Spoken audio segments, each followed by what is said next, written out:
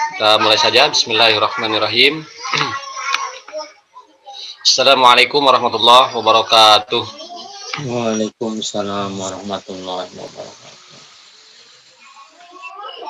Innal hamdalillah nahmaduhu wa nasta'inu wa nastaghfiruh wa na'udzu billahi min syururi anfusina wa min sayyiati a'malina. May yahdihillahu fala mudilla lahu wa may yudlil fala hadiyalah. Asyhadu an la ilaha illallah wa asyhadu anna Muhammadan abduhu wa rasuluh. Qala Allah Ta'ala fi Al-Qur'anil Karim, a'udzu billahi minasyaitonir rajim. Bismillahirrahmanirrahim.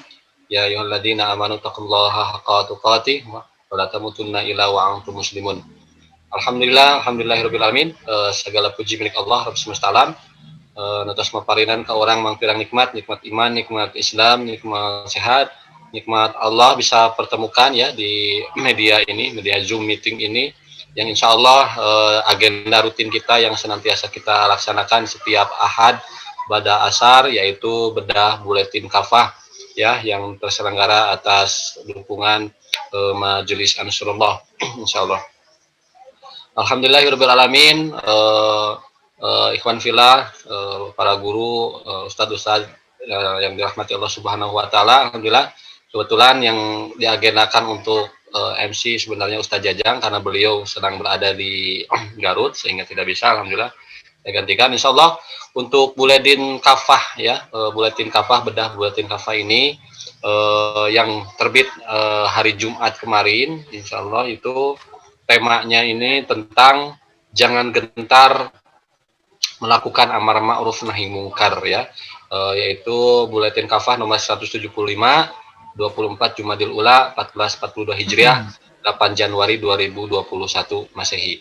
Insyaallah untuk bedah buletin kafah ini akan dibedah ya insyaallah. Yang pertama ya untuk kesepuhan kita ya, untuk pengasuh dari Majelis Ansarullah insyaallah Ustadz Denny Muhyiddin, insyaallah beliau merupakan guru kita semua insyaallah. Kemudian yang selanjutnya juga untuk pemateri sore hari ini ya, yang akan disampaikan juga yaitu oleh Ustadz Dian Hadiansyah, insyaallah beliau juga sudah hadir ya di tengah-tengah kita, insyaallah mungkin ini akan hadir untuk membedah mengenai tema bedah buletin kafah pada sore hari ini, yaitu jangan gentar melakukan amar ma'ruf nahi mungkar. Insyaallah ini pemateri yang sungguh luar biasa. Insyaallah kita akan bahas, mudah-mudahan semakin ya menambah wawasan kita, keilmuan kita, dan memperkuat kita keimanan terhadap dan ketakwaan kepada Allah Subhanahu wa taala di tengah-tengah kondisi kopi itunya ini. Kopi di sekolah. Baik, alhamdulillahirabbil alamin. Untuk selanjutnya gitu. Ya, baik, untuk selanjutnya tema yang diambil pada sore hari ini, bedah buletin kafah hari ini, yaitu jangan gentar melakukan amar ma'ruf nahi mungkar ya. Seperti apakah ya melakukan amar ma'ruf nahi mungkar pada kondisi saat ini? Tentu saja kita akan bahas, kita akan bedah materi pada sore hari ini bersama Ustadz Denny dan Ustadz Dian. Baik, untuk selanjutnya untuk menambah keberkahan pada sore hari ini, mari kita sama-sama mengawali dengan membuka dengan membaca Ummul Quran ya, sama-sama kita Bima berkati Ummul Quran Al-Fatihah. A'udzubillahi minasyaitonir rajim. Bismillahirrahmanirrahim. Alhamdulillahirabbil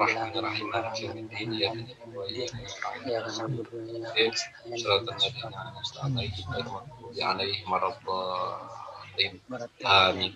Alhamdulillah, mudah-mudahan dengan kita awali dengan membaca surat Fatihah semakin menambah keberkahan dan turunnya rahmat Allah Subhanahu wa taala kepada kita semua. Amin. Dan kami ucapkan terima kasih kepada para jamaah, para peserta ya, para ikhwan fillah yang senantiasa hadir ya, mengikuti bedah buletin kafah ini. Mudah-mudahan menjadi kita semua menjadi nilai amal soleh di sisi Allah Subhanahu wa taala. Baik, untuk selanjutnya kita langsung saja kepada pembahasan kita, yaitu buletin kafah edisi ini. Kita langsung saja kepada narasumber yang pertama, yaitu Ustadz Denny Muhyiddin.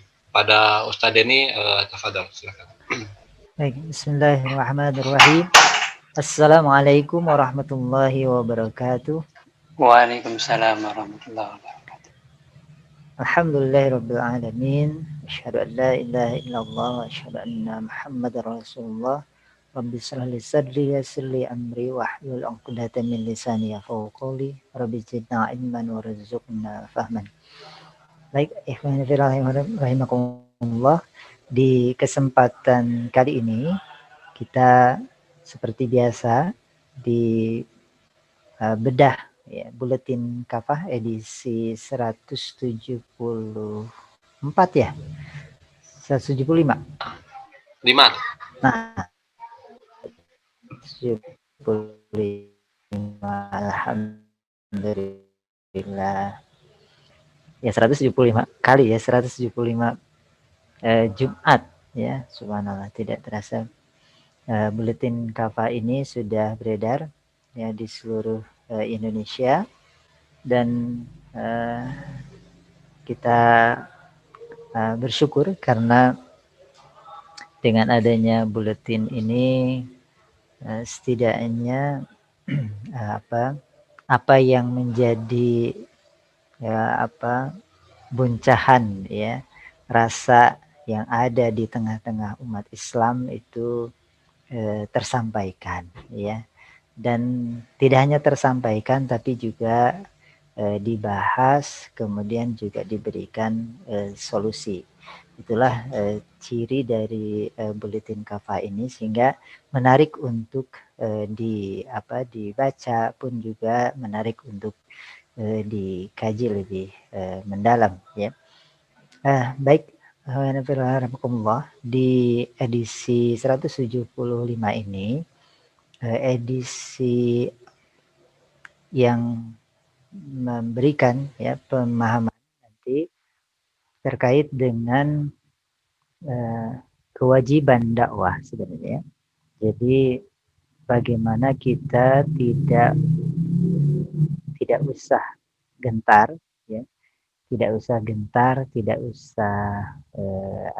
khawatir ya ketika kita menyampaikan dakwah Islam, ketika kita beramar ma'ruf nahi mungkar ya, karena amar ma'ruf nahi mungkar ini adalah merupakan salah satu kewajiban ya bagi kita umat Islam. Dan untuk lebih jelasnya ya, bersama kami nanti ada Ustadz Dian Hadiansah yang akan membahas panjang lebar mengenai buletin edisi 175 ini. Untuk itu kepada beliau Ustadz Dian Hadiansah, falyatafaddal mashkura.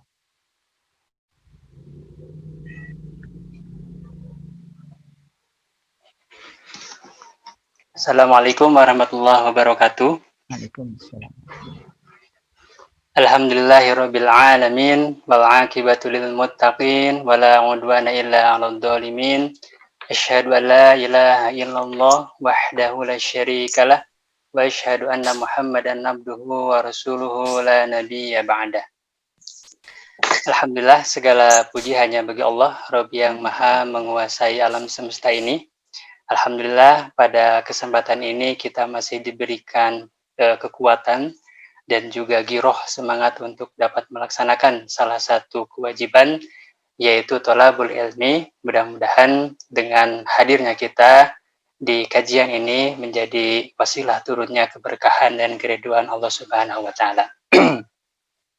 Dan tidak lupa suri toladan di antara kita semua, beliau adalah penutup rangkaian para nabi dan rasul, nabi akhir zaman, yaitu Nabi Muhammad SAW.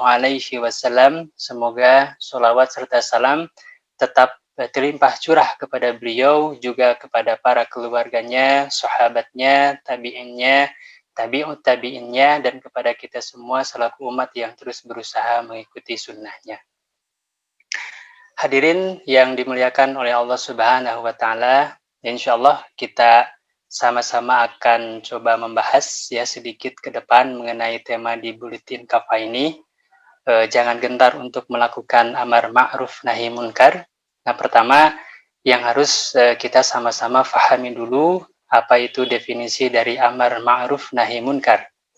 Nah, amar merupakan perintah ya. Jadi menyuruh kemudian menyeru, amar ma'ruf. Nah, ma'ruf merupakan segala perbuatan yang mendekatkan diri kita kepada Allah Subhanahu wa taala.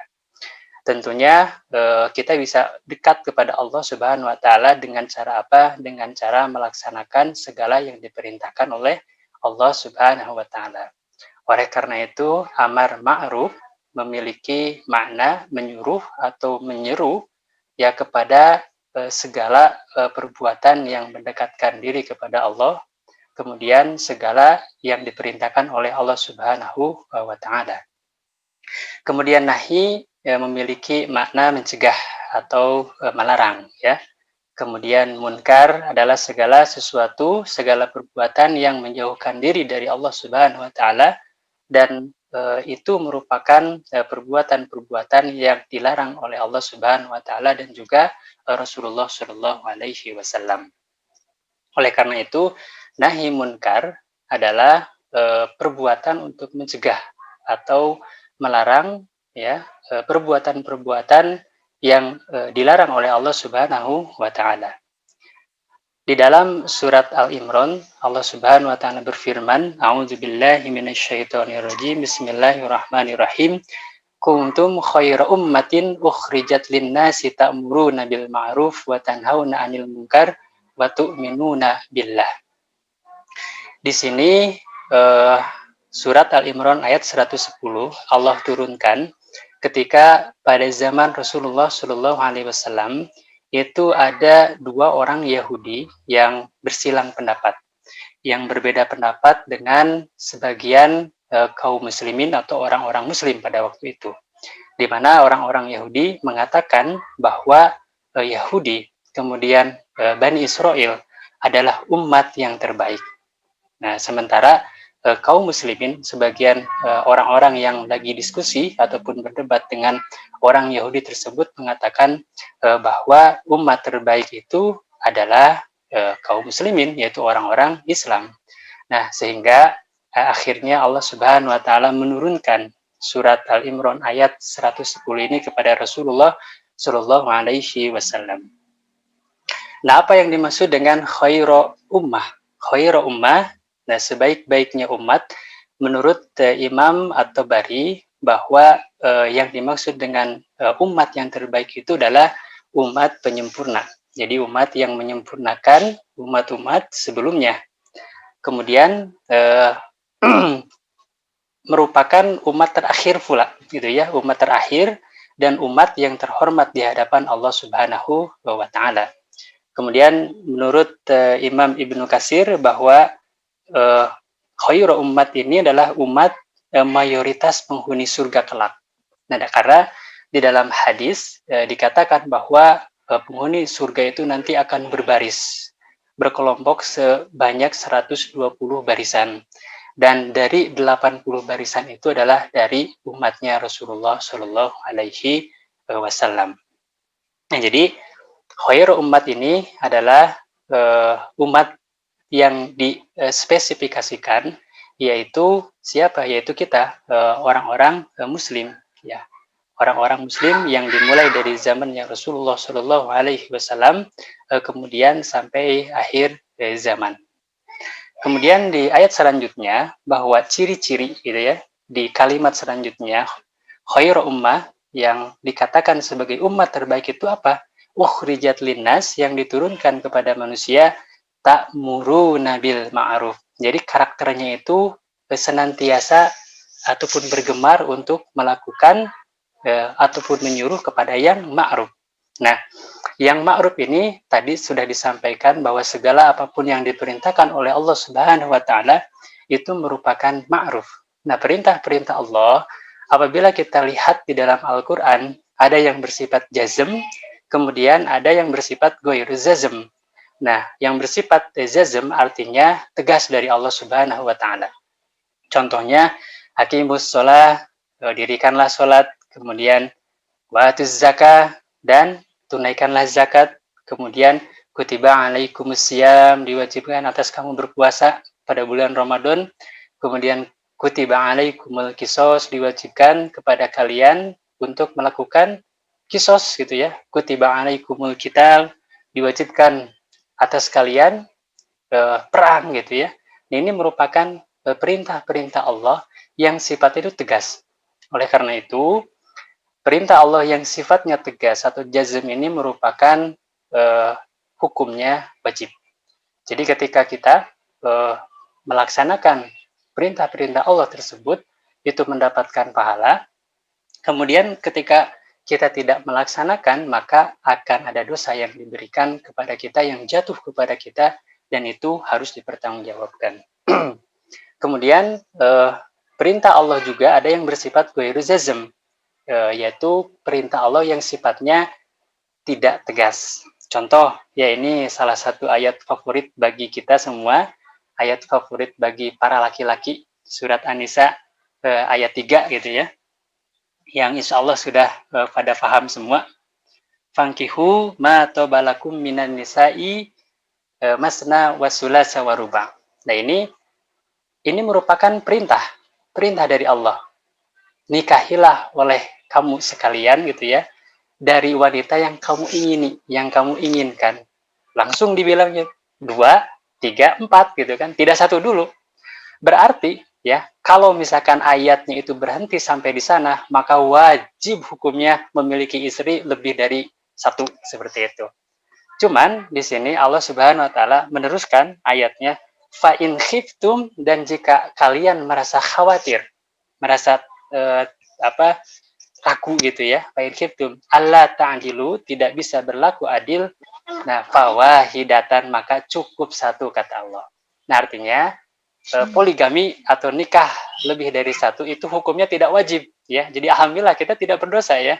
Tetapi kita tidak mendapatkan pahalanya dari Allah Subhanahu wa taala.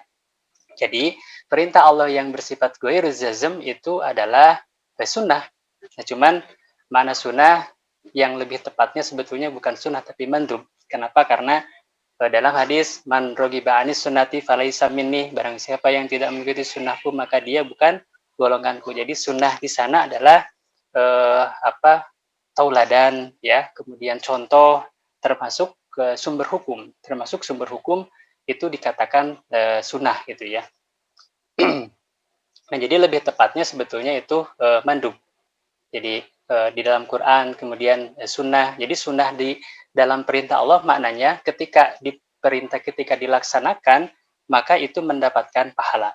Nah, ketika tidak dilaksanakan, bukan tidak apa-apa, tetapi kita tidak mendapatkan pahala. Artinya rugi gitu ya, rugi, kita tidak mendapatkan pahala. Jadi amar ma'ruf itu adalah menyeru untuk apa? Untuk melaksanakan segala apapun yang diperintahkan oleh Allah Subhanahu wa taala, baik itu yang bersifat wajib, kemudian baik itu yang bersifat sunnah. Kemudian munkar juga sama, ini berupa larangan-larangan Allah, ada yang sifatnya jazm ya, ada yang sifatnya tegas dari Allah, wala taqrabu zina, janganlah kalian mendekati zina. Kemudian yang berzina sudah jelas hukumannya harus seperti apa gitu ya. Kemudian contoh yang lain, wa ahalallahul bai'a wa harrama riba, dan Allah telah mengharamkan jual beli lalu dan juga mengharamkan riba. Nah, riba itu haram. Kalau kita ambil ya sesuatu yang haram itu, kita laksanakan sesuatu yang haram itu, maka kita berdosa. Tetapi kalau kita tinggalkan keharaman itu, maka kita mendapatkan pahala. Nah, kemudian larangan Allah yang bersifat ghairu jazm. Nah, yang bersifat ghairu jazm ataupun yang bersifat tidak tegas, contohnya la taqul bil qiyam, Rasul mengatakan janganlah kalian makan sambil berdiri. Wala tashrabil qiyam, janganlah kalian minum sambil berdiri. Maka itu kategorinya larangan Allah walaupun menggunakan lam alif ya, lam nahi, akan tetapi itu jatuhnya bukan haram, jatuhnya kepada makruh. Contoh makruh yang lain adalah makan bawang yang baunya menyengat, kemudian melakukan sholat berjamaah ke masjid sehingga mengganggu yang lain. Nah, itu termasuk makruh. Nah, termasuk kayak jengkol, peuteui ya, setelah makan jengkol, setelah makan peuteui ke masjid, itu makruh. Termasuk tidur setelah melaksanakan sholat subuh atau setelah subuh tidur gitu ya. Nah, itu merupakan perbuatan-perbuatan makruh yang nahi munkar, jadi itu termasuk kemunkaran. Jadi harus dicegah, harus dilarang orang-orang itu untuk apa? Untuk melakukan sesuatu yang dilarang oleh Allah, baik yang bersifat jazm, yang bersifat haram, ataupun yang bersifat ghair jazm, yang bersifat makruh seperti itu. Nah, ini karakter yang dimiliki oleh khair ummah itulah senantiasa memberikan menyuruh kepada yang ma'ruf, kemudian menyuruh kepada mencegah daripada yang munkar. Di ayat selanjutnya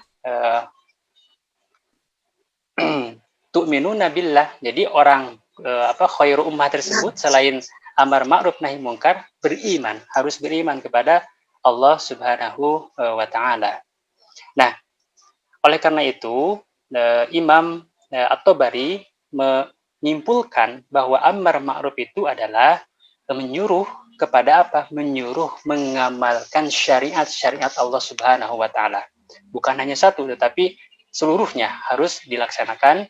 Kemudian munkar, ya nahi munkar itu adalah mencegah dari segala apapun yang dilarang oleh Allah Subhanahu wa taala.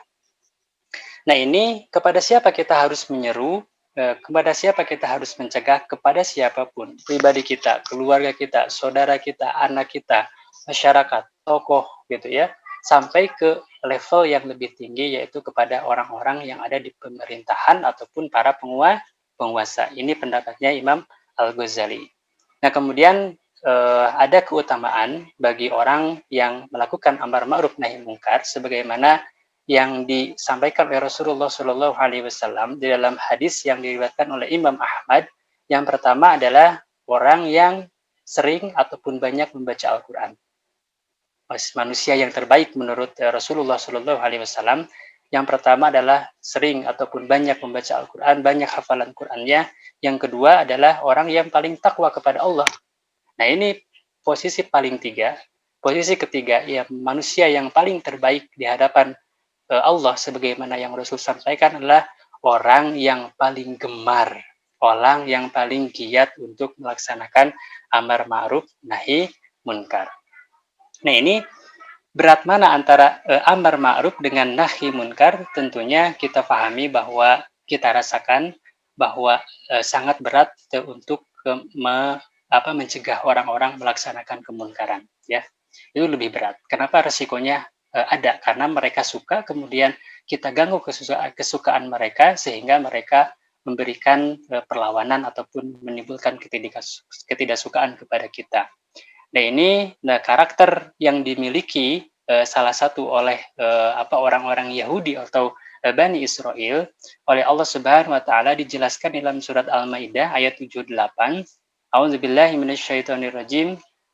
Bismillahirrahmanirrahim. Lu'inal ladzina kafaru min bani Israila ala lisani Dawud wa Isa bin Maryam. Dzalika bima asaw wa kanu ya'tadun.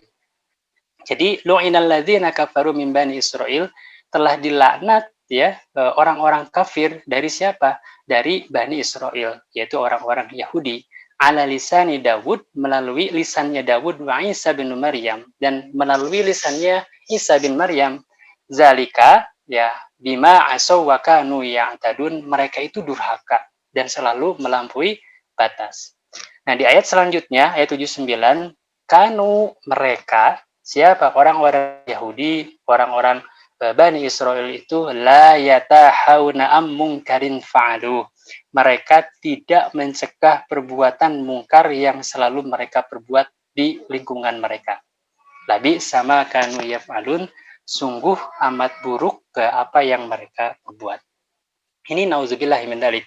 Karakter ya yang membiarkan kemunkaran terjadi di tengah-tengah masyarakat ini bukan karakternya orang-orang Islam, bukan karakternya kaum muslimin, bukan karakternya khair ummah, tetapi ini karakternya orang-orang Yahudi, kemudian orang-orang Bani Israel yang di dalam Quran di beberapa ayat sudah dilaknat oleh Allah Subhanahu wa taala.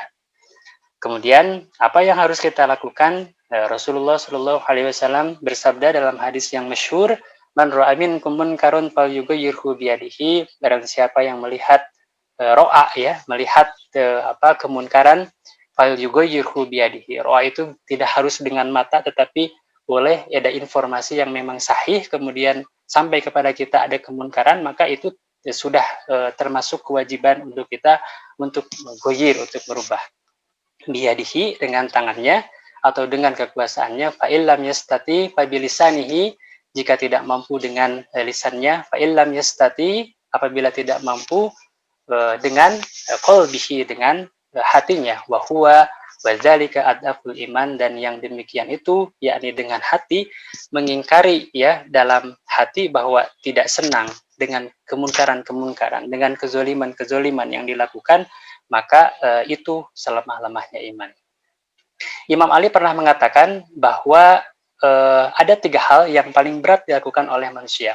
Yang pertama, memaafkan ketika marah. Kemudian yang kedua, berderma ataupun berinfak ketika dalam keadaan sulit. Nah, yang ketiga adalah menyampaikan al-haq, menyampaikan kebenaran di depan penguasa yang zalim. Ini sangat berat, kata Imam Ali. Nah, bahkan dalam sebuah hadis gitu ya, Rasulullah Shallallahu Alaihi Wasallam pernah bersabda, Sayyidus Syuhada'i Hamzah binul Muthalib. Jadi pemimpin para syuhada di akhirat kelak yaitu siapa? Hamzah bin Abdul Muthalib. Ya. Wa rajulun qama ila imamin jairin fa amarahu wa nahahu faqatalahu. Nah, setelah Hamzah bin Abdul Muthalib yang menjadi pemimpin para syuhada orang yang masuk ke dalam surga tanpa hisab, gitu ya, yaitu seorang laki-laki yang berdiri di hadapan penguasa yang zalim, lalu ia memerintahnya dengan kema'rufan dan melarangnya dengan kemunkaran, gitu ya. Maka kemudian pemerintah tersebut atau kekuasaan tersebut membunuhnya. Yaitu dijadikan oleh Rasul posisinya sebagai pemimpin para syuhada setelah Hamzah bin Abdul Muthalib. Ini luar biasa fadilah ataupun keutamaan yang diberikan oleh Rasulullah, yang diberikan oleh Allah Subhanahu wa taala kepada orang yang memang mau melaksanakan amar ma'ruf nahi munkar. Kemudian di dalam hadis yang lain disampaikan bahwa Rasulullah afdalul jihadi kalimatul haq inda sultanin jair. Jihad yang paling utama adalah mengatakan kebenaran di hadapan penguasa yang zalim. Jadi ini ya kenapa di tema buletin kafa ini jangan gentar gitu ya, karena Allah menggantikan dengan surga. Surga bahkan Allah berikan predikat-predikat yang khusus gitu kan bagi orang yang rajin atau giat dan tidak takut untuk melaksanakan amar ma'ruf nahi munkar.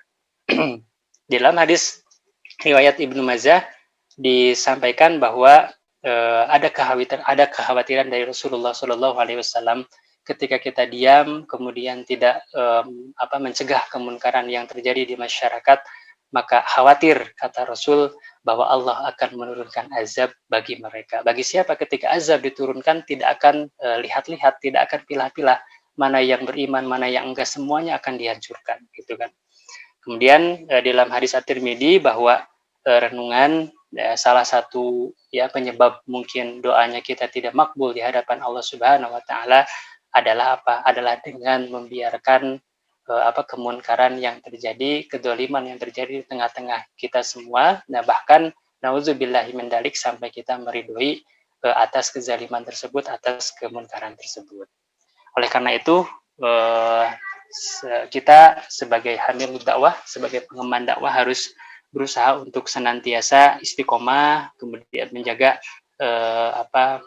nafsiyah diri kita, kemudian fikroh diri kita, keimanan ya, keimanan, kemudian ketauhidan kita kepada Allah supaya tetap tegar, kemudian teguh dalam melaksanakan muhasabah lil hukam atau amar ma'ruf nahi munkar yang wabil khusus kepada penguasa yang pada saat ini sungguh terdapat banyak kezaliman dan juga kemunkaran.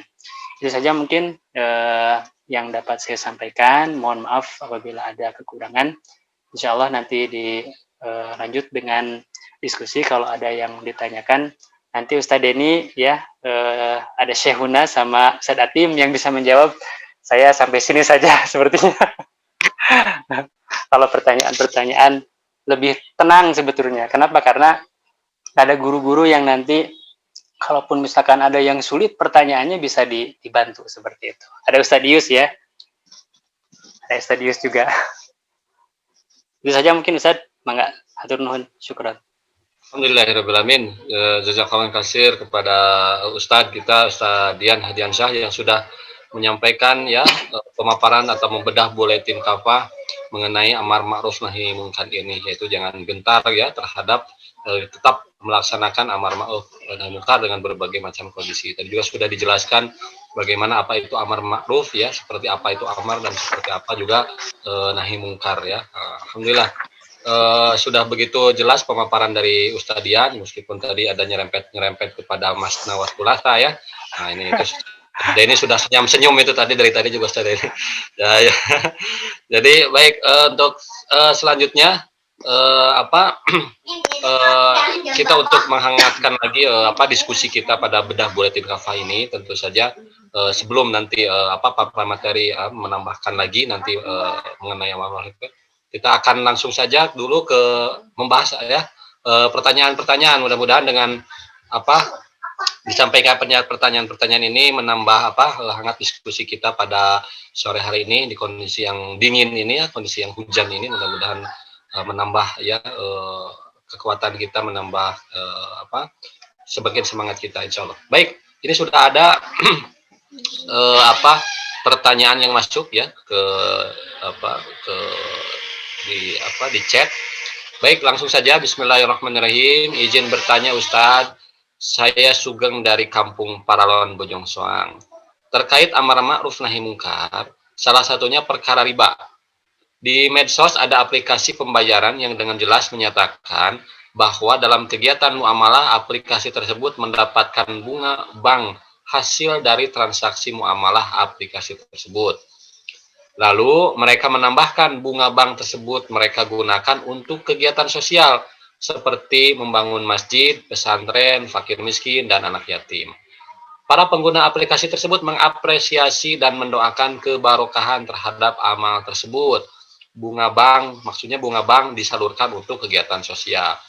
Nah, bagaimana status riba yang digunakan untuk kegiatan sosial tersebut? Jazakallahu khairan. Nah, ini jadi lebih ini bagaimana nih ya, mengingatkan juga ya amar ma'ruf nahi munkar mengenai kondisi saat ini, karena ada juga dan mungkin dari sebagian masyarakat kita ini menganggap bunga itu nggak masalah gitu, bunga ini bang, sehingga ini bagaimana upaya amar ma'ruf nahi munkar dalam kondisi seperti ini ya, mungkin seperti itu juga arahannya ke arah sana. Baik, yang akan menjawab pertanyaan terlebih dahulu dipersilakan siapa dulu, Ustadz Denny atau Ustadz Dian. Alhamdulillah juga kita sudah hadir ya, alhamdulillah para peserta ini sudah ada di partisipan ini ada 16 orang, termasuk ada guru-guru kita ya, ada Ustadz Atim ya, ada Ustadz Atim, Ustadz Noval dan lain-lain, banyak nih alhamdulillah. Baik, silakan dulu, ada Ustadz Dian dulu atau Ustadz Denny dulu? Ustadz Denny, silakan Ustadz Denny.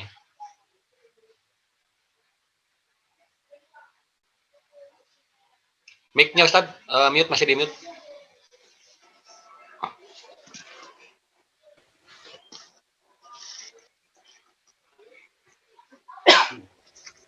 Oke, ya. Baik, bismillah. Baik, sebelum menjawab, nanti Ustadz Dian mungkin yang menjawab. Jadi, terkait dengan amar ma'ruf nahi munkar ini,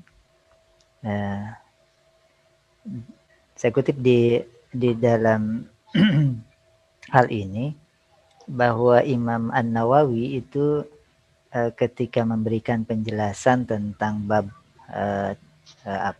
tentang bab amar ma'ruf nahi munkar pada Sahih Muslim ya, di sini dijelaskan bahwa bab tentang amar ma'ruf nahi munkar ini itu telah banyak dilakukan dalam kurun yang amat panjang. Aktivitas semacam ini tidak pernah tertinggal di dalam masa-masa tersebut kecuali sangat jarang sekali. Jadi memang amar ma'ruf nahi munkar ini adalah perkara besar, ya, karena merupakan penjaga dan pilar dakwah.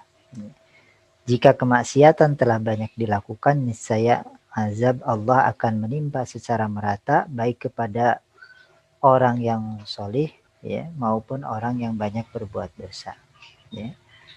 Nah, dan jika umat Islam tidak berusaha mencegah perbuatan orang-orang zalim, termasuk di dalamnya penguasa zalim, ya, Allah SWT pasti akan meratakan azab kepada mereka semua. Tidak hanya kepada penguasanya, tapi juga kepada rakyatnya, ya. Nah, Allah Subhanahu wa taala berfirman di dalam Quran surat An-Nur ayat 53,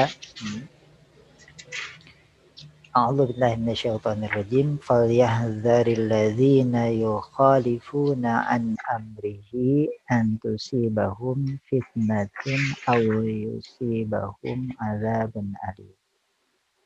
Hendaklah orang-orang yang menyimpang dari urusannya diberi peringatan dengan fitnah yang akan menimpa mereka ataupun azab yang keras yang akan melanda mereka.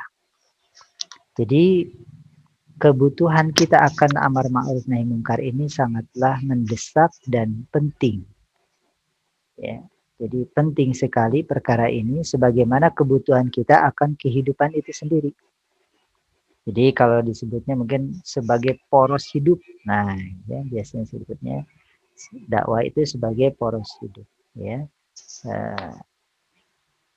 Mengapa demikian? Karena memang dakwah ini sebanding dengan semua hal tersebut, ya.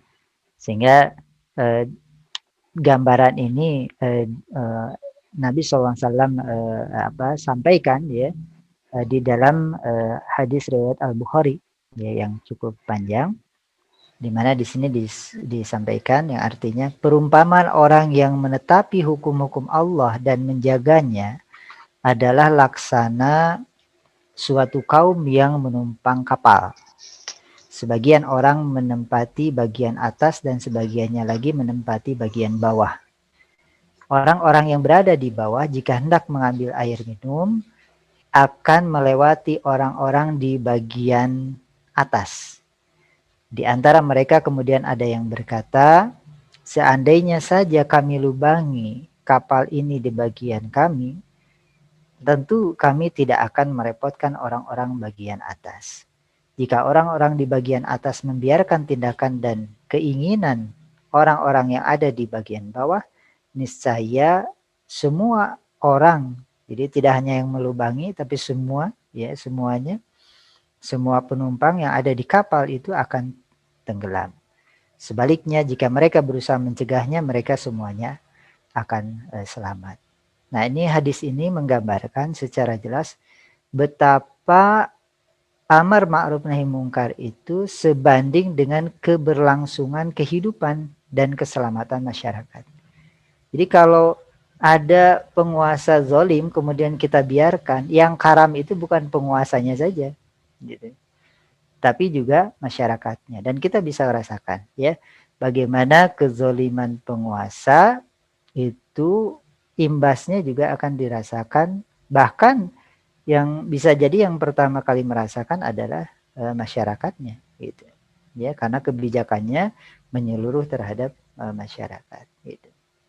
Nah, maka dari itu upaya untuk amar ma'ruf nahi mungkar ini hendaklah kemudian difahami secara benar bahwa ini adalah merupakan kewajiban kita semua kaum muslim, dan tidak boleh ada rasa gentar atau rasa takut, ya, ataupun rasa cemas, ya, ketika kita menyampaikan amar ma'ruf nahi mungkar ini, ya.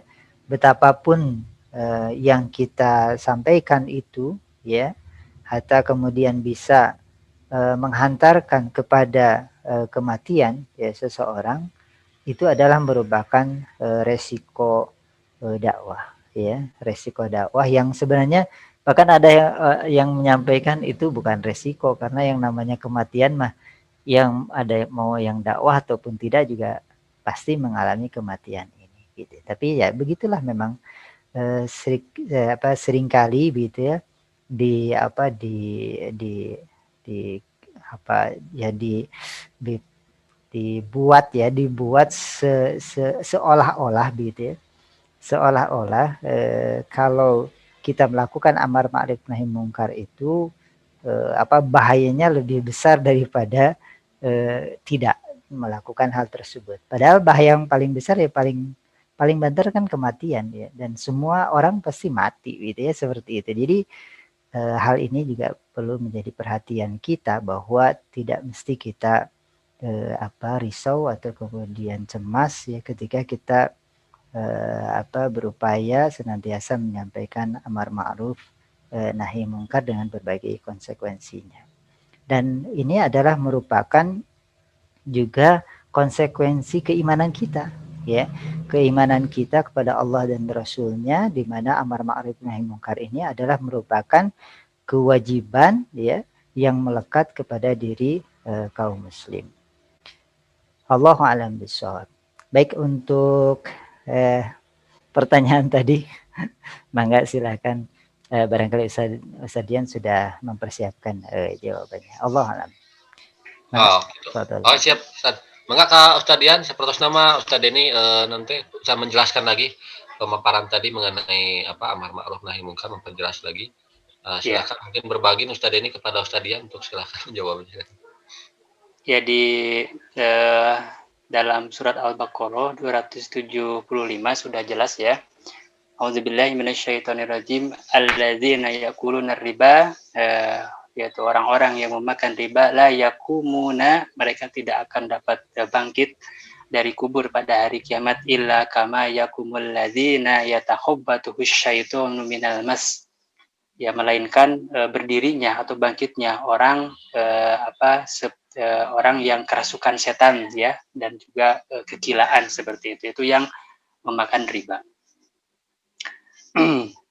Kemudian zalika bi annahum qalu innamal bai'u mislu riba. Demikian sebab sesungguhnya mereka mengatakan sesungguhnya bai'u, jual beli itu adalah seperti riba. Wa halallahu al-bai' wa harrama riba, Allah telah menghalalkan jual beli dan mengharamkan riba. Faman ja'ahu mau'idatum mir rabbih, nah barang siapa yang datang nasihat kepadanya dari Tuhannya, fantaha falahu ma salaf, lalu ia berhenti dari riba, maka baginya apa yang telah berlalu. Wa amruhu ilallah, dan urusannya kepada Allah. Wa man ada, barang siapa yang kembali faulaika, kembali mengambil lagi harta ribanya, faulaika ashabun nar hum fiha khalidun, maka mereka adalah sahabat-sahabat ataupun penghuni neraka, mereka di dalam neraka itu kekal. Nah, ketika tadi seseorang yang sudah di salah satu aplikasi gitu ya, ketika sudah paham riba itu haram, kemudian diambil dana yang memang dari bank misalkan itu ya, hasil riba itu kemudian diberikan, diinfakkan kepada fakir miskin ataupun kepada yang membutuhkan, apakah itu masuk ke dalam diterima oleh amalnya, diterima oleh Allah Subhanahu wa taala kebaikannya. Yang kita pahami bahwa syarat gitu ya, ibadah itu diterima oleh Allah Subhanahu wa taala adalah niatnya semata-mata harus karena Allah. Nah, ini yang poin yang kedua yang paling penting. Ya, ketika niatnya sudah betul ya, kemudian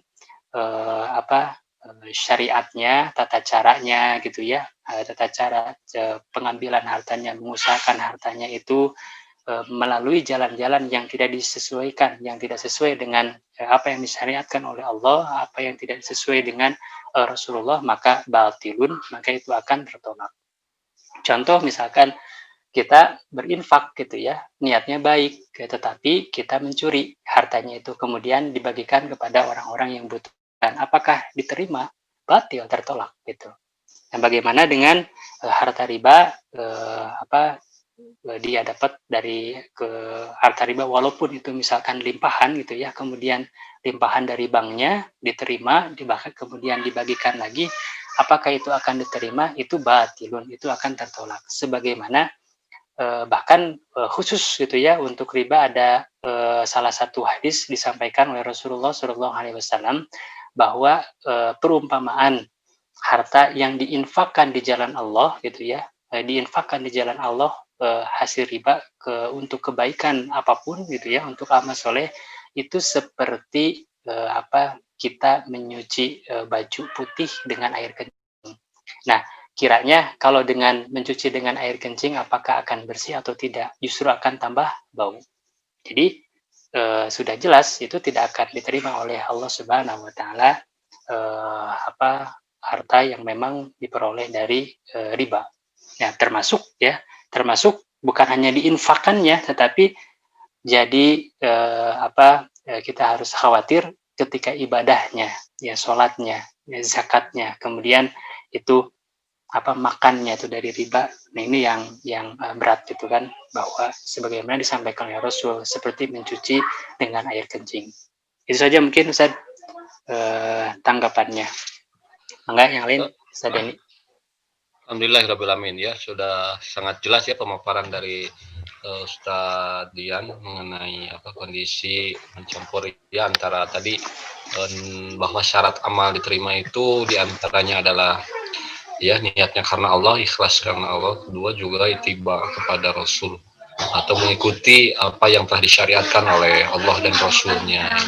Nah, ini masalahnya apabila sesuatu yang haram tadi ya, ini ya tentu bisa jadi itu tetap, dan tentu saja ini akan senantiasa kita mengingatkan kepada mereka ya, karena masalahnya mereka sih belum paham ya apa riba itu, bahwa bunga bank itu juga bagian dari riba. Nah, tentu sebelum membahas ke sana ya lebih fokus nanti kepada arahan bahwa bunga bank itu adalah bagian dari riba gitu ya, sehingga mungkin bisa jadi mereka-mereka yang menganggap tadi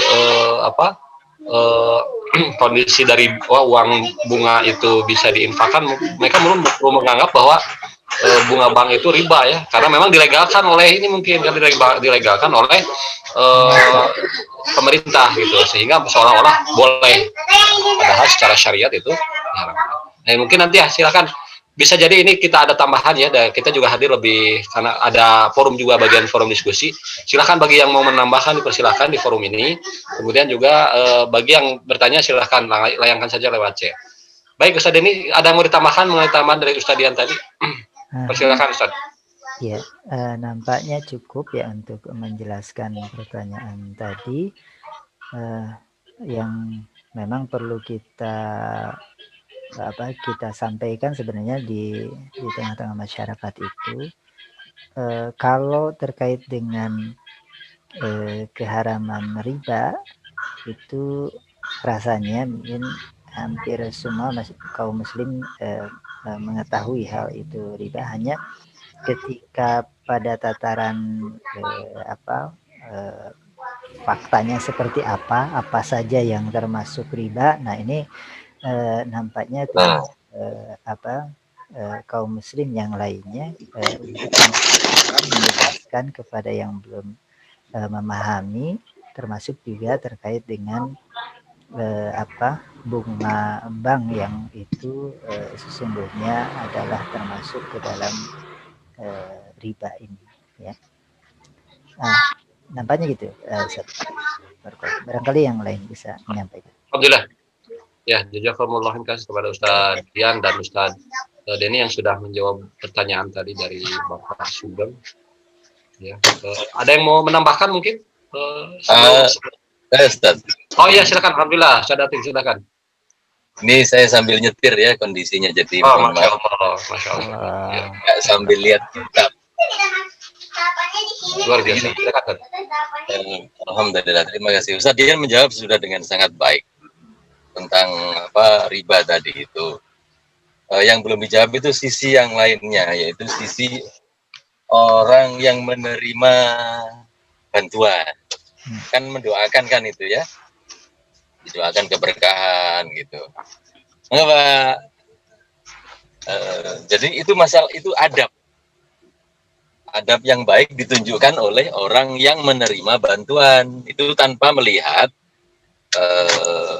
bantuan itu uangnya dari mana, itu dia nggak tahu itu. Nah, cuman sebagai orang yang menerima bantuan, dia menunjukkan adab bahwa yang memberi bantuan didoakan. Nah, gitu.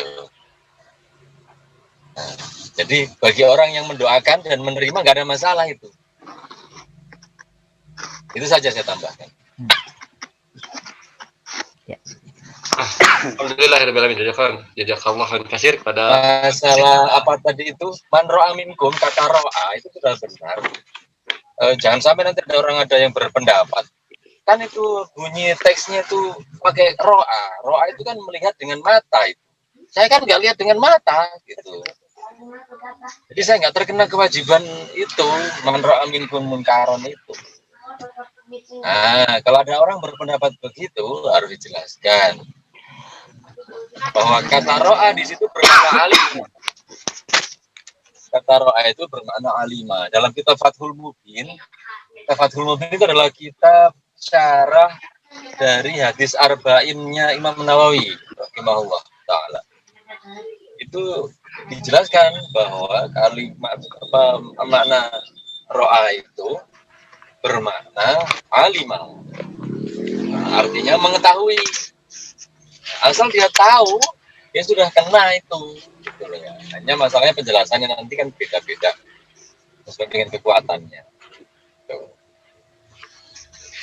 Itu saja dulu. Terima kasih.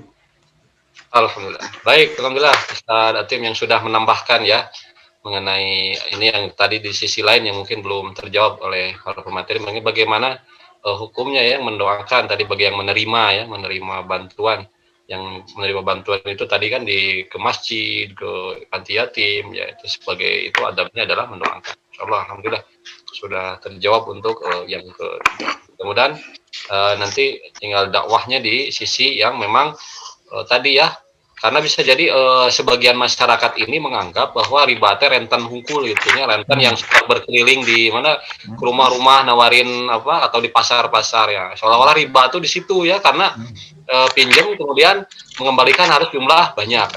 Nah, padahal kenapa mereka seolah-olah instansi yang resmi yang dilegalkan oleh pemerintah itu seolah-olah itu tidak melakukan riba karena tadi direstui oleh pemerintah. Nah, ini yang harus mungkin dipahamkan kepada umat bahwa riba itu bukan hanya tadi renten saja. Nah, kalau kita ngobrol riba biasanya ke masyarakat itu biasanya tukang renten gitu nya. Nah, tapi justru ada rentan besar yang dilegalkan oleh pemerintah. Nah, itu mungkin sebagian ya yang mungkin kita dapati di masyarakat itu begitu menganggap karena bank mah itu sudah dilegalkan sama pemerintah, berarti pemerintah yang salah dong. Bisa jadi itu begitu kalau ada yang berpikir begitu ya sebagian masyarakat. Baik, alhamdulillah untuk menambahkan ini ya, alhamdulillah kan sudah terjawab ya jawaban-jawaban dari jawaban yang tadi pertanyaan yang disampaikan oleh Pak Sugeng. Kita lanjut saja ya, kita sudah ada masuk lagi pertanyaan di chat ya, di chat ini. Langsung saja saya bacakan. Bismillah, izin bertanya saya Iqbal dari Bojongseru. Kenapa kebanyakan orang zaman sekarang dia itu tahu bahwa berdakwah atau menyampaikan kebenaran secara menyuruh adalah kewajiban. Tapi mengapa masih ada orang yang dalam menyampaikan kebenarannya suka dipilih-pilih?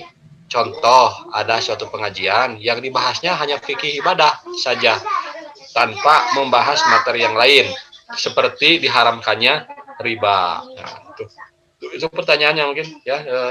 Silakan kepada pemateri kita untuk menanggapi pertanyaan dari Iqbal tadi. Persilakan. Tadeni dulu saya. Iya, baik. Terkait dengan ya, apa yang bisa kita sampaikan ya di dalam dakwah ini, memang tidak ada batasannya. Artinya bahwa apa yang bisa kita mampu sampaikan ya, yang bisa kita pahami ya kita sampaikan ya kepada masyarakat. Nah, kalau misalnya kita mampunya menyampaikan satu perkara dan itu kita pahami dan dengan baik kemudian kita sampaikan ya, apapun perkaranya ya, baik itu perkara ibadah ya, perkara atau perkara yang lainnya ya, Nah, itu disampaikan. Nah, yang menjadi hal yang perlu diingatkan itu tidak membatasi atau mencukupkan diri ya kepada satu perkara saja ya ketika hal itu disampaikan di tengah masyarakat, apabila memang orang tersebut mampu untuk menyampaikan yang lainnya gitu. Jadi intinya terkait dengan menyampaikan dakwah Islam ini memang hendaknya disampaikan secara terstruktur ya, kemudian juga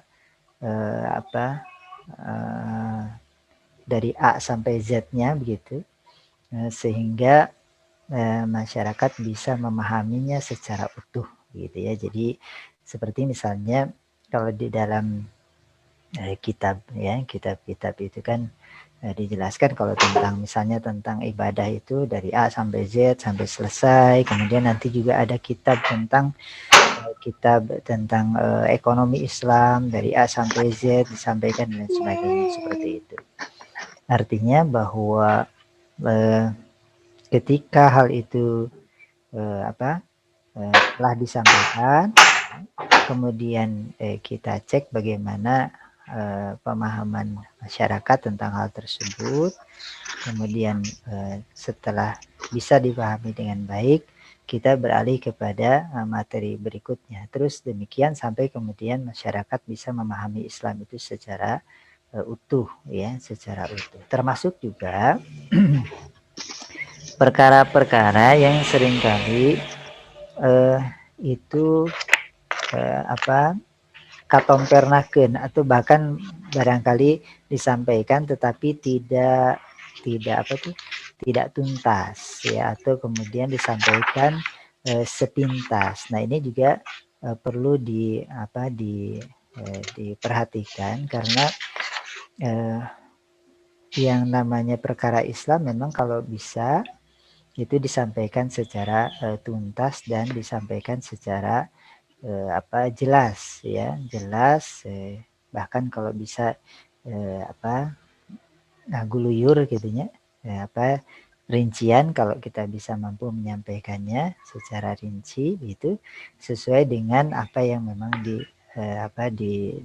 dikehendaki di dalam Islam terkait dengan penyampaian materi itu ya, atau materi Islam tadi gitu ya.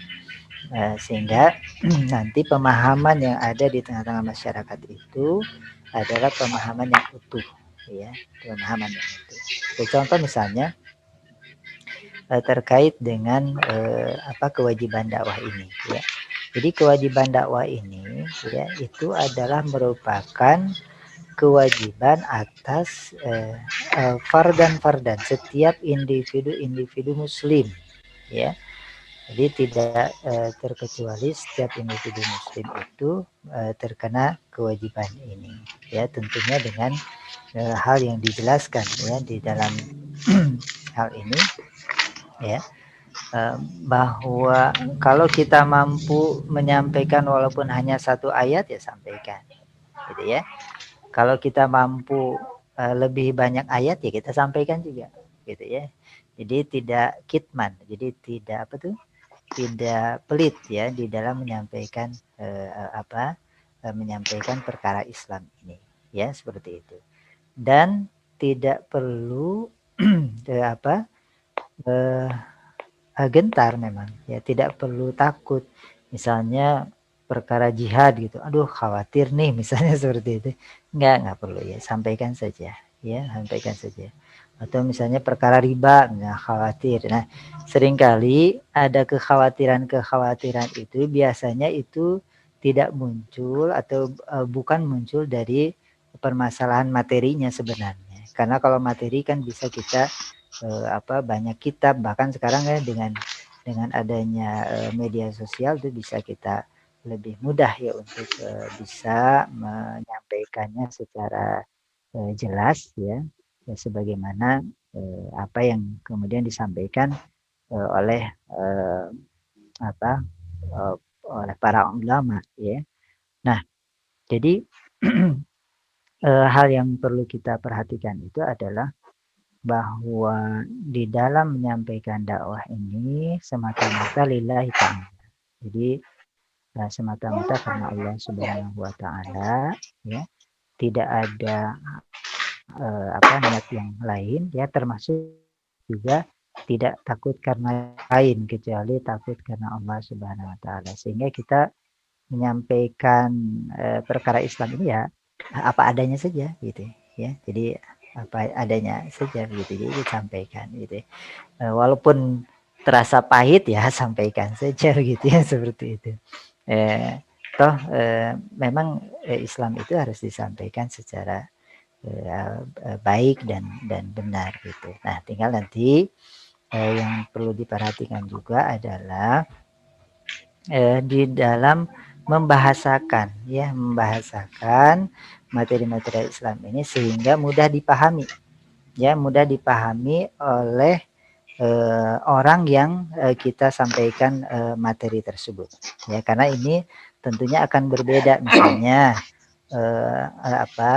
kepada orang yang sudah sepuh atau kemudian kepada yang remaja, tentunya bahasanya akan berbeda ya. Kemudian juga pengulangannya mungkin juga berbeda gitu ya. Kalau yang masih muda, yang masih remaja itu kan daya tangkapnya masih kuat ya, masih bisa cepat, diajak cepat masih bisa gitu ya. Tapi kalau misalnya sudah ke yang sepuh misalnya seperti itu ya, kita harus perlahan dan memang kita fokus kepada perkara-perkara yang penting ya, kita sampaikan ya seperti itu sesuai dengan apa yang memang kadar yang bisa kita mampu untuk menyampaikan hal tersebut. Intinya adalah kita tidak kitman ya, tidak kitman, tapi juga kita harus perhatikan madu atau kemudian masyarakat yang kita sampaikan materi tersebut agar bisa mudah dipahami oleh mereka. Allahu a'lam bishawab. Alhamdulillah, ya. Alhamdulillah sudah disampaikan ya tanggapan dari Ustadz ini yang ditanyakan oleh Hikmah. Mudah-mudahan bisa ya bisa mencerahkan ya kenapa tadi kondisi memang ada beberapa itu, tapi tadi Ustadz menjelaskan bisa jadi ya kita juga harus melihat dari berbagai sisi ya mengenai menyampaikan dakwah ini gitu ya. Seperti itu. Kalau Ustadz Dian mau menambahkan silakan Ustadz. Pertanyaan itu cukup Ustadz. Ya, alhamdulillah ya sudah terjawab oleh baik. Tadi ada yang saya lihat ada yang mengangkat tangan, mungkin ada mau bertanya secara langsung atau mau seperti apa? Oh ini ya.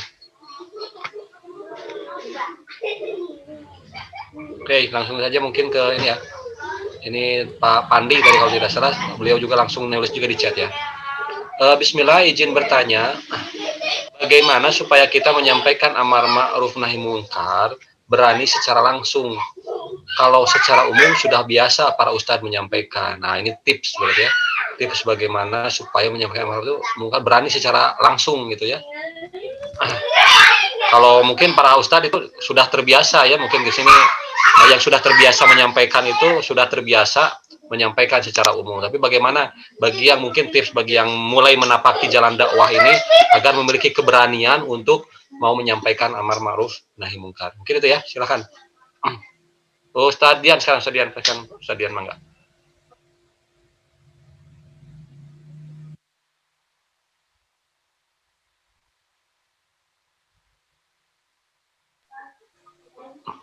Mangga Ustadz Dian. Ya.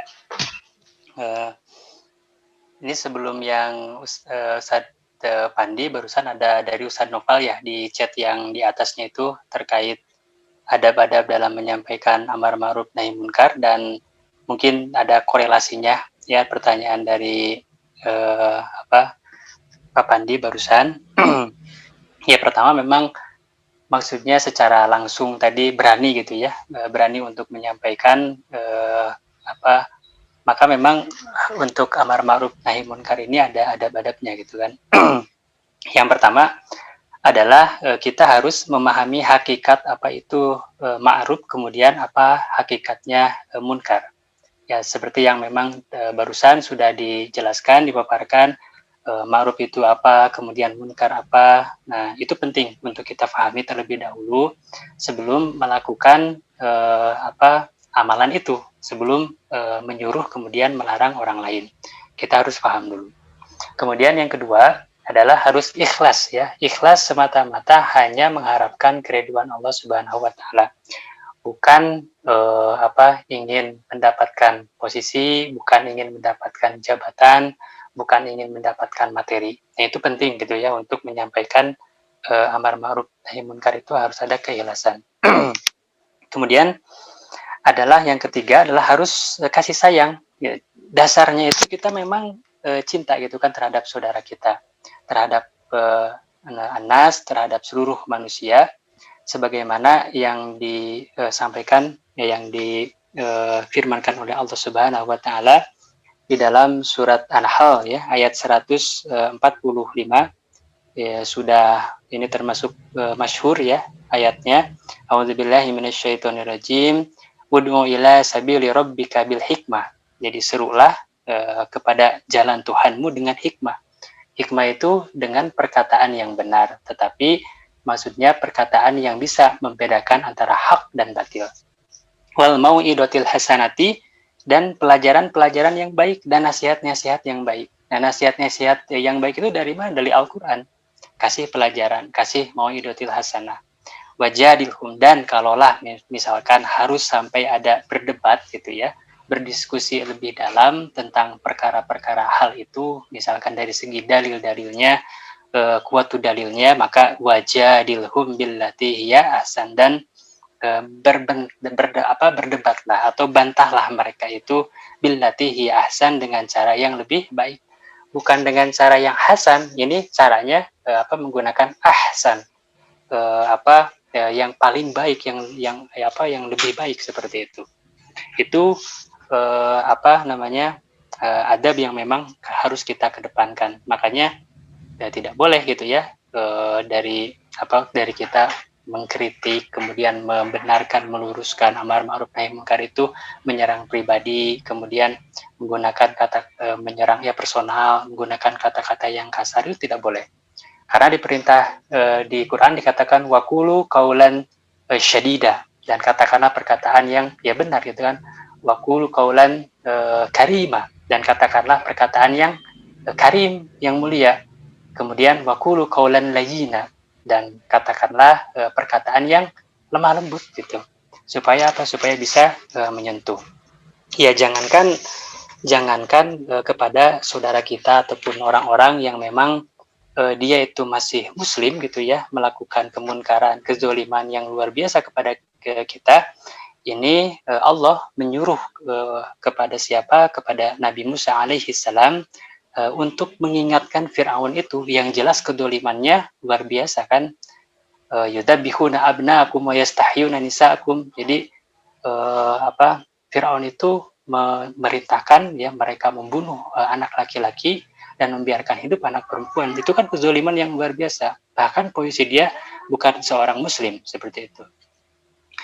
Di sini di dalam surat At-Taha Allah Subhanahu wa taala berfirman, A'udzubillahi minasyaitonirrajim. Idhab ila fir'auna innahu tagha. Pergilah engkau berdua, Musa sama siapa? Sama Harun. Ila fir'auna innahu tagha, kepada Fir'aun, karena sesungguhnya ya Fir'aun itu telah melewati batas. Nah, fakula, maka kalian berdua ya, fakula, maka kalian berdua katakan lahu, kepada Fir'aun itu, qaulan layyina, ya, qaulan layyinan, perkataan yang lemah lembut.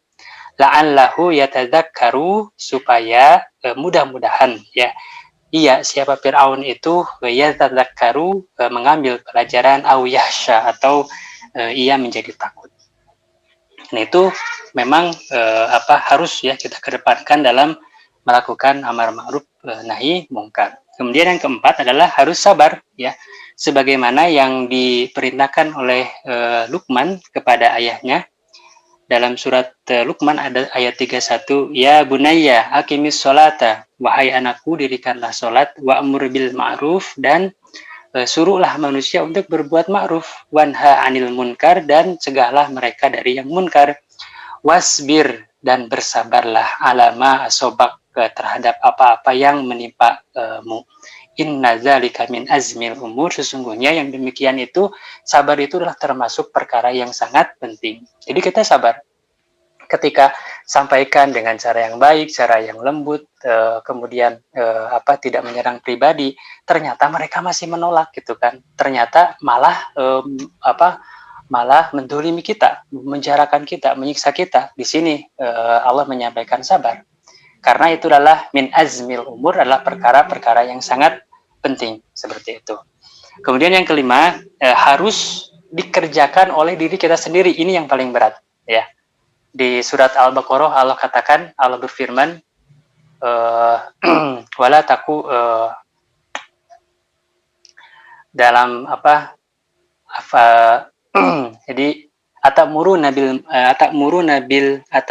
nasa bil birri wa tansawna anfusakum. Jadi apakah kamu menyuruh orang lain, manusia lain untuk berbuat baik?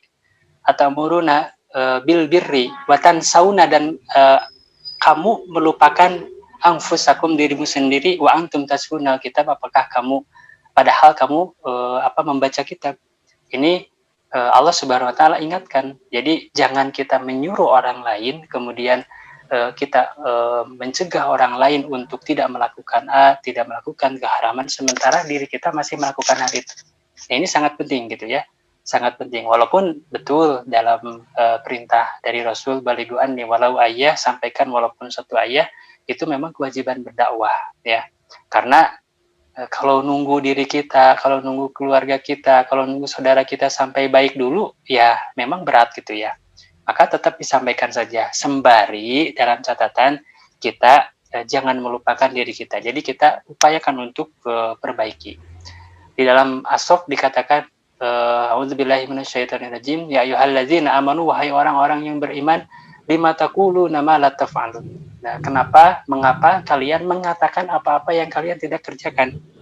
Kabura maqtan indallah, amat besar kebencian di sisi Allah, an taqulu ma la taf'alun, kepada orang yang mengatakan tetapi dia tidak melaksanakan. Itu Allah berikan predikat kabura maqtan gitu, amat dibenci di sisi Allah gitu kan. Bagi siapa? Kita nyuruh orang lain untuk amar ma'ruf, kemudian nahi munkar, sementara kita masih melakukan keharaman-keharaman, susah mau melaksanakan hal-hal yang sunnah, kita susah perkara-perkara ma'ruf kita masih laksanakan. Nah, ini mungkin gitu ya menjadi tidak sampainya hidayah kepada orang-orang yang kita dakwahi.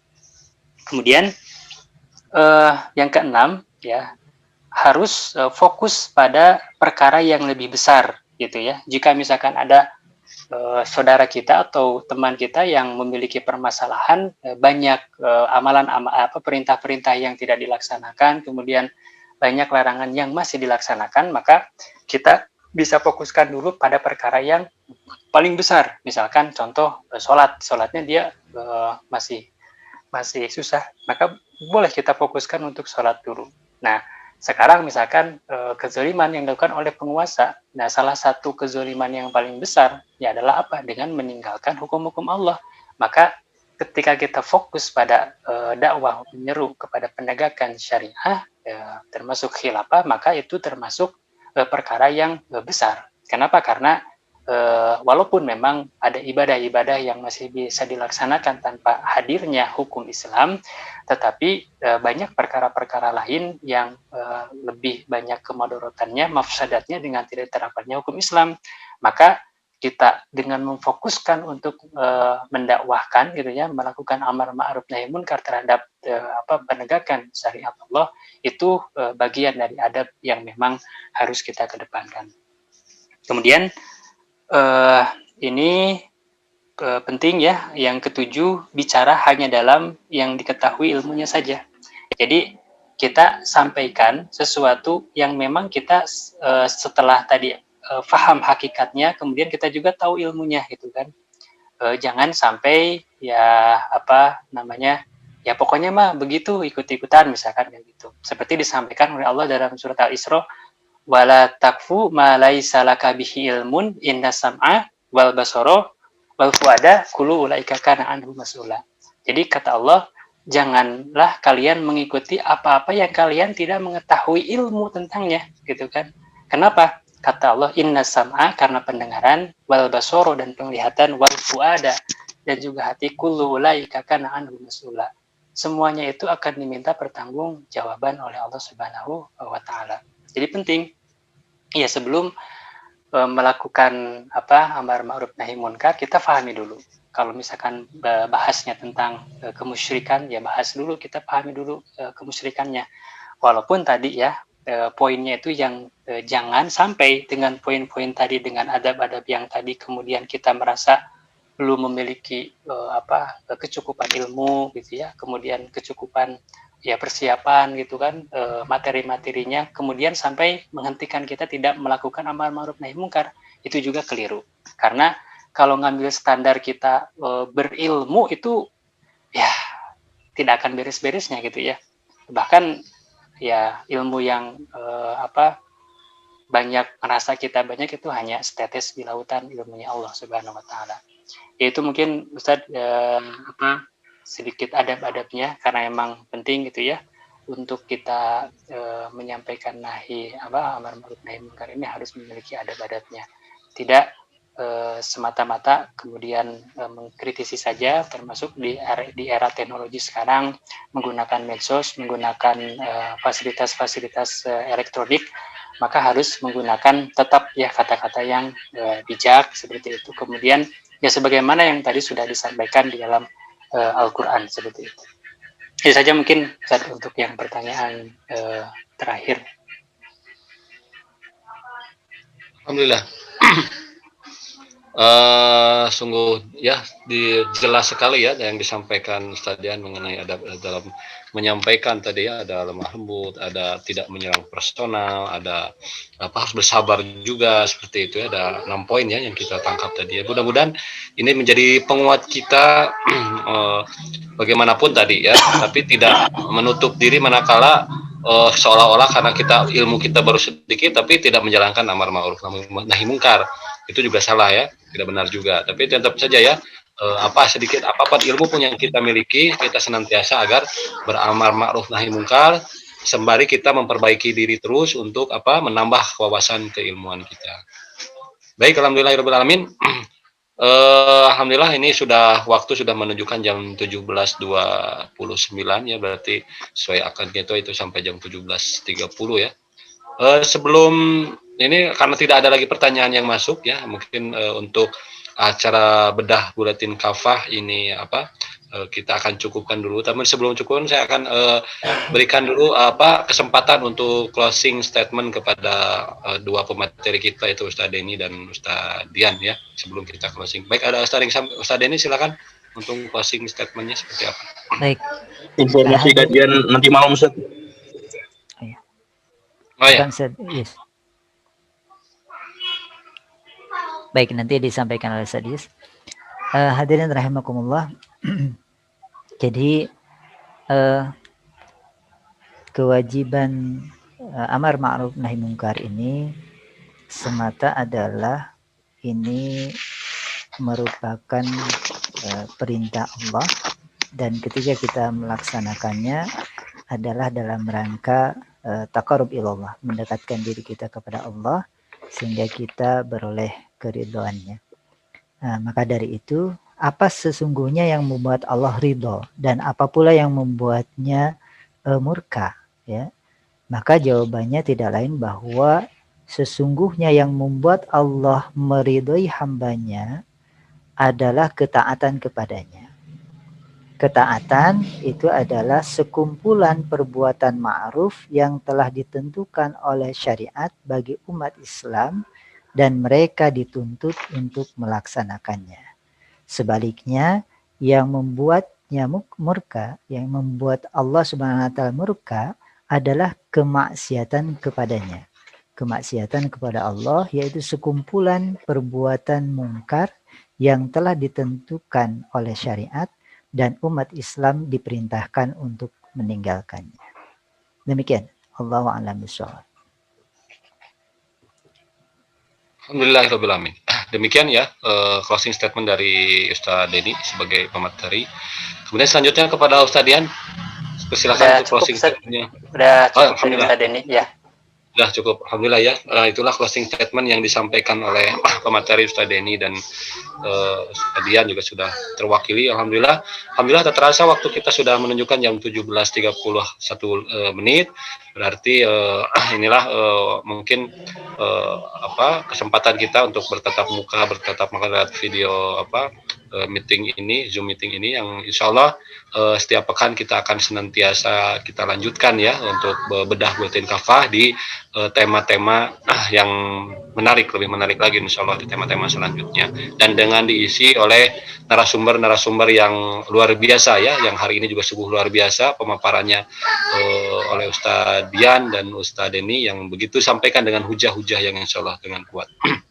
Baik, sebelum di closing, sebelum ditutup, ada informasi nanti malam ini akan ada kajian kitab Min Muqawimat insya Allah jam 8 ya, jam 8 kurang lebih, itu lewat Zoom meeting juga ya. Dipersilakan nanti kepada yang hadir di sini untuk bisa bergabung juga untuk mengikuti kajian Min Muqawimat atau pilar-pilar pengokoh nafsiyah Islamiyah ya, seperti itu. Nah, nanti ditunggu kehadirannya juga untuk semakin menguatkan nafsiyah kita insya Allah, untuk sama-sama menguatkan kita dalam rangka taqarrub. Baik, untuk pertemuan kita sore hari ini ya, saya ucapkan terima kasih jazakumullah katsir kepada para pemateri Ustaz Denny dan Ustaz Dian yang sudah menyampaikan materinya yang luar biasa. Kemudian kami ucapkan juga kepada para hadirin ya, para jemaah yang hadir di Majelis Ansarullah ini, di Zoom meeting ini. Mudah-mudahan Allah senantiasa ya menguatkan kita dan menggantikan kita dengan amal soleh. Kemudian tak lupa juga terima kasih juga kepada para tim Majelis Ansarullah yang ada di belakang layar ini yang terselenggara sehingga bisa terlaksananya acara bedah buletin kafah ini setiap pekannya ya, dan juga kepada seluruhnya yang terlibat dalam terlaksananya acara ini ya. Saya mewakili Majelis Ansarullah ya, mewakili semua, mohon maaf apabila ada kesalahan, kealfaan pada penyelenggaraan bedah buletin kafah ini. Wallahu a'lam bishawab. Kita sama-sama tutup dengan sama-sama membaca istighfar dan doa kifaratul majlis. Astagfirullahaladzim, astagfirullahaladzim, subhanakallahumma wa bihamdika asyhadu an la ilaha illa anta astaghfiruka wa atubu ilaik. Assalamualaikum warahmatullahi wabarakatuh. Waalaikumsalam warahmatullahi wabarakatuh. Barakallahu fiikum. Jazakumullah khairan.